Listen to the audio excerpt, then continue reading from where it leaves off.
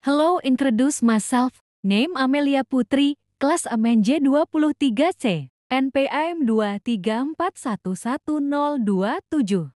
Definisi pajak menurut Undang-Undang HPP 2021. Menurut Undang-Undang Nomor 7 Tahun 2021 tentang Harmonisasi Peraturan Perpajakan Undang-Undang HPP, definisi pajak adalah kontribusi wajib kepada negara yang terutang oleh orang pribadi atau badan yang bersifat memaksa berdasarkan undang-undang dengan tidak mendapatkan imbalan secara langsung dan digunakan untuk keperluan negara bagi sebesar-besarnya kemakmuran rakyat. Beberapa poin penting dari definisi ini. Pertama, kontribusi wajib. Warga atau badan usaha harus membayar pajak bila memenuhi syarat hukum, tidak bersifat sukarela. Kedua, bersifat memaksa berdasarkan undang-undang. Pajak hanya boleh diberlakukan jika telah ada hukum atau yang mengatur dan wajib pajak mempunyai dasar hukum. Ketiga, tanpa imbalan langsung, wajib pajak tidak memperoleh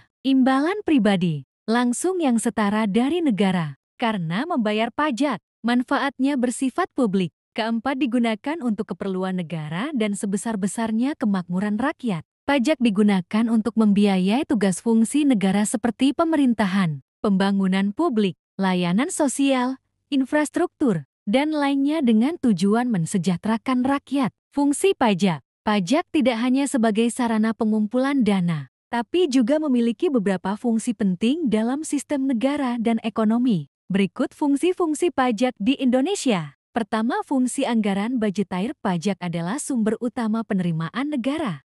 Dana dari pajak digunakan untuk membiayai berbagai kebutuhan pemerintahan termasuk pengeluaran rutin dan pembangunan infrastruktur, kesehatan, pendidikan, keamanan, dan sebagainya. Kedua, fungsi mengatur regulatory. Pajak bisa dijadikan alat kebijakan ekonomi dan sosial, misalnya untuk mengatur perilaku masyarakat, mempengaruhi distribusi pendapatan, memberikan insentif atau disinsentif, dan mengendalikan inflasi atau konsumsi barang tertentu. Contoh, pajak karbon, pajak atas barang mewah. Ketiga, fungsi stabilitas. Pajak membantu stabilitas ekonomi makro seperti menjaga defisit anggaran, mengelola inflasi, dan memastikan bahwa fiskal negara tetap kuat dalam menghadapi krisis atau perubahan ekonomi. Undang-Undang HPP juga mengarah untuk membantu pemulihan ekonomi setelah pandemi.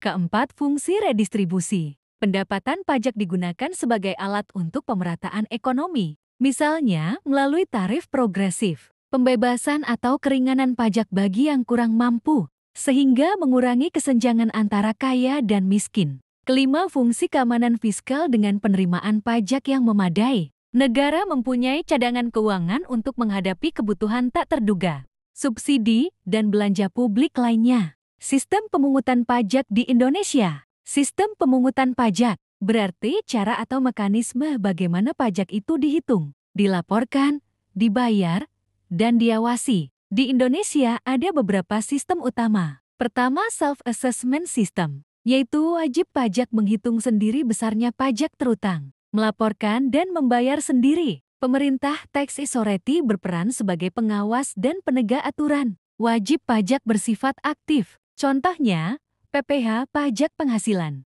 PPN pajak pertambahan nilai, jenis pajak pusat lainnya. Kedua, official assessment system, yaitu fiskus aparat pajak menentukan besaran pajak. Biasanya wajib pajak bersifat pasif. Utang pajak ditetapkan melalui surat ketetapan pajak, contohnya pajak bumi dan bangunan PBB, pajak daerah tertentu.